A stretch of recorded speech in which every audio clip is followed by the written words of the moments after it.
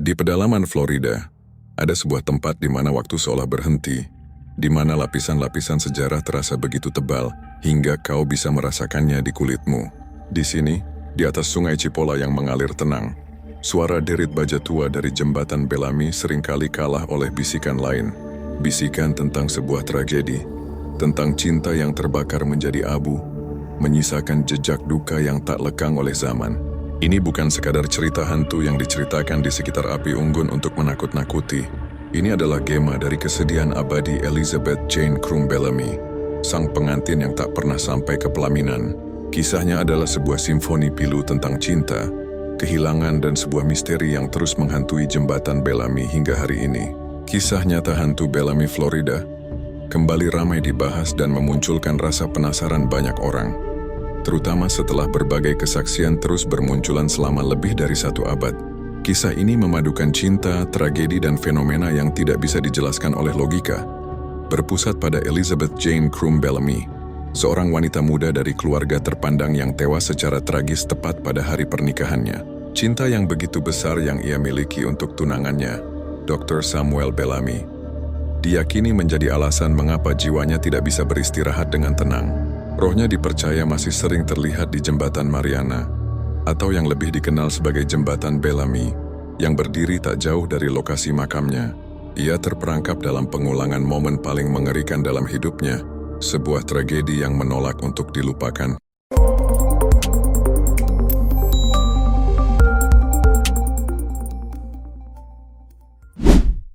Kisah ini membawa kita kembali ke tanggal 11 Mei 1837. Hari itu seharusnya menjadi hari kemenangan cinta bagi Elizabeth Jane Krum Bellamy dan tunangannya yang terhormat, Dr. Samuel C. Bellamy. Elizabeth adalah putri dari seorang jenderal dan mantan bendahara negara bagian Florida, William Krum. Ia dikenal karena kecantikannya, kebaikan hatinya, dan semangat hidupnya yang meluap-luap. Pernikahannya dengan Dr. Bellamy, seorang dokter muda yang menjanjikan, adalah peristiwa sosial yang paling dinantikan di seluruh wilayah Jackson County. Seluruh penjuru perkebunan keluarga Krum yang megah di Rocky Comfort dihias dengan indah, bersiap merayakan penyatuan 2 jiwa yang saling mencintai itu. Suasana meriah terasa di udara, dipenuhi tawa, musik, dan harapan akan masa depan yang cerah. Di dalam rumah, Elizabeth sedang bersiap. Ia mengenakan gaun pengantin putih yang begitu indah, sebuah mahakarya yang ditenun dari sutra dan renda terbaik, menjadi pusat perhatian semua orang yang melihatnya. Wajahnya berseri-seri, memancarkan kebahagiaan murni seorang calon pengantin yang akan segera memulai hidup baru bersama pria yang ia cintai.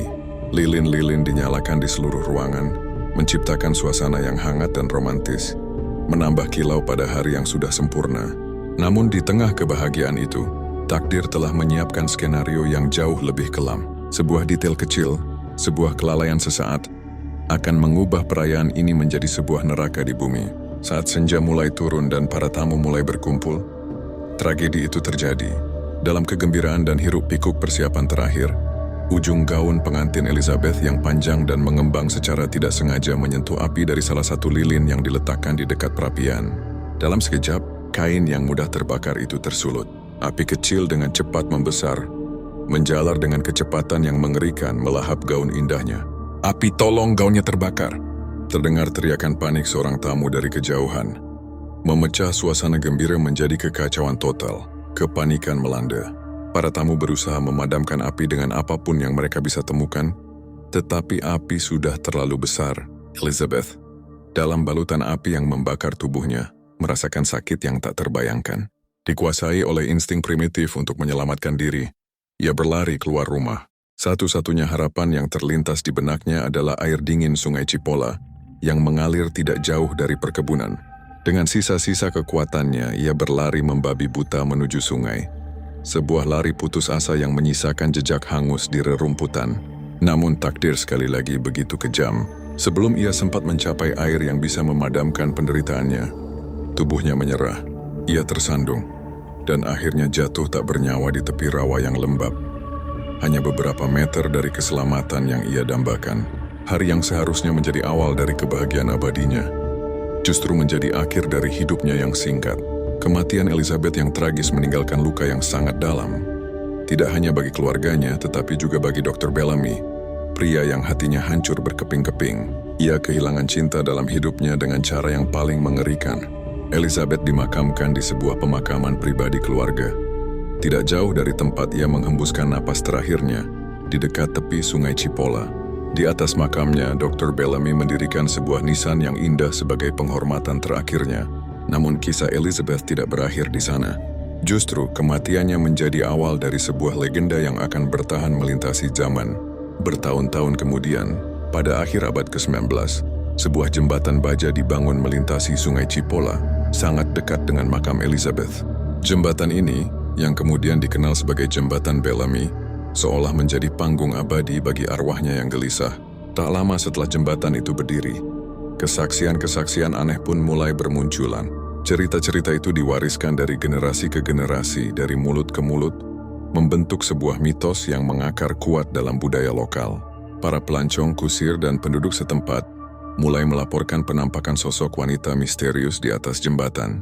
"Aku bersumpah melihatnya, sosok putih berdiri tepat di tengah jalan," ucap seorang kusir dengan suara gemetar pada seorang rekannya di sebuah kedai pada akhir tahun 1800-an. Kudaku meringkik ketakutan dan menolak untuk maju. Sosok itu hanya berdiri di sana, diam sebelum lenyap ke dalam kabut malam. Seiring berjalannya waktu, kesaksian menjadi semakin sering dan detail. Pada era modern, para pengemudi yang melintasi jembatan pada malam hari juga melaporkan pengalaman serupa. Objek melompat dari jembatan dan menghilang sebelum menyentuh air. Demikian bunyi salah satu laporan seorang pengemudi yang ketakutan kepada kantor polisi Mariana pada tahun 1972. Deskripsi dari semua kesaksian ini, yang terpisah oleh puluhan tahun, secara menakutkan selalu sama. Seorang wanita muda dalam balutan gaun pengantin berwarna putih. Terkadang ia terlihat berjalan perlahan di sepanjang jembatan, seolah sedang mencari sesuatu yang hilang. Di lain waktu ia terlihat berlari dengan putus asa, seolah masih berusaha memadamkan api yang telah membakarnya lebih dari seabad yang lalu. Beberapa orang bahkan mengklaim melihat bola-bola api atau cahaya aneh melayang di sekitar jembatan, yang diyakini sebagai manifestasi dari api yang merenggut nyawa Elizabeth. Legenda hantu Bellamy pun menjadi salah satu cerita hantu paling terkenal di Florida. Menarik perhatian para pemburu hantu, peneliti paranormal, dan jurnalis dari seluruh negeri. Mereka datang dengan harapan bisa menangkap bukti keberadaan arwah sang pengantin, atau setidaknya merasakan sendiri atmosfer mencekam yang menyelimuti jembatan Bellamy saat malam tiba. Di antara mereka yang datang adalah David, seorang jurnalis investigatif yang dikenal karena pendekatan skeptisnya terhadap hal-hal supernatural. Ia telah menghabiskan 2 malam di jembatan itu tanpa hasil. Tidak ada penampakan, tidak ada suara aneh, hanya keheningan malam pedesaan Florida yang biasa. Pada malam ketiga penyelidikannya, David kembali ke jembatan sendirian. Ia memasang kamera inframerah, beberapa perekam suara digital, dan sebuah termometer lingkungan di berbagai titik di sepanjang jembatan. Saat ia bekerja, rasa skeptis mulai menyelimutinya dengan lebih kuat. Legenda berusia ratusan tahun itu terasa semakin jauh dari kenyataan. Hanya sebuah dongeng yang dibesar-besarkan oleh imajinasi kolektif. Ia duduk di mobilnya, memantau peralatan dari kejauhan, hampir siap untuk menyerah dan menulis artikel yang membantah mitos tersebut. Tiba-tiba, sekitar pukul 3 pagi, jam yang sering disebut sebagai jam setan, salah satu perekam suaranya menangkap suara statis yang sangat keras dan memekakkan telinga. Lampu pada kamera inframerahnya berkedip-kedip tak menentu sebelum padam total, meninggalkan area itu dalam kegelapan pekat. Udara di sekitarnya yang tadinya hangat dan lembab, tiba-tiba terasa dingin menusuk tulang. Termometer digitalnya menunjukkan penurunan suhu yang drastis dan tidak wajar dalam hitungan detik. David merasakan bulu kuduknya berdiri. Ini bukan lagi sekadar kerusakan peralatan biasa. Dengan jantung berdebar kencang ia keluar dari mobilnya. "Siapa di sana?" ucap David. Suaranya sedikit bergetar saat ia menyalakan senter cadangan yang kuat, menyapu berkas cahayanya melintasi kegelapan di hadapannya. Jembatan itu tampak kosong. Ia berjalan perlahan ke tengah jembatan. Langkah kakinya menggema di atas struktur baja yang sunyi. Ia mengarahkan senternya ke ujung jembatan, lalu ke bawah menuju air sungai yang hitam. Tidak ada apa-apa. Mungkin hanya korsleting, pikirnya mencoba menenangkan diri. Saat ia membalikkan badan untuk kembali ke peralatannya, cahaya senternya berhenti pada sesuatu. Jantungnya seolah berhenti berdetak. Di tengah jembatan, di tempat yang beberapa detik lalu kosong, kini berdiri sesosok wanita. Ia berdiri di sana, bukan sebagai monster yang menakutkan atau arwah pendendam seperti yang sering digambarkan dalam cerita-cerita horor. Ia muncul sebagai entitas yang memancarkan aura kesedihan yang begitu pekat dan dalam, hingga terasa menyesakkan dada David. Gaun pengantinnya yang dulu indah kini tampak hangus dan compang-camping di bagian bawahnya. Sebuah pengingat bisu akan kematiannya yang mengerikan. Wajahnya pucat, dan ia hanya menatap kosong ke arah sungai, seolah terperangkap dalam ingatan terakhirnya.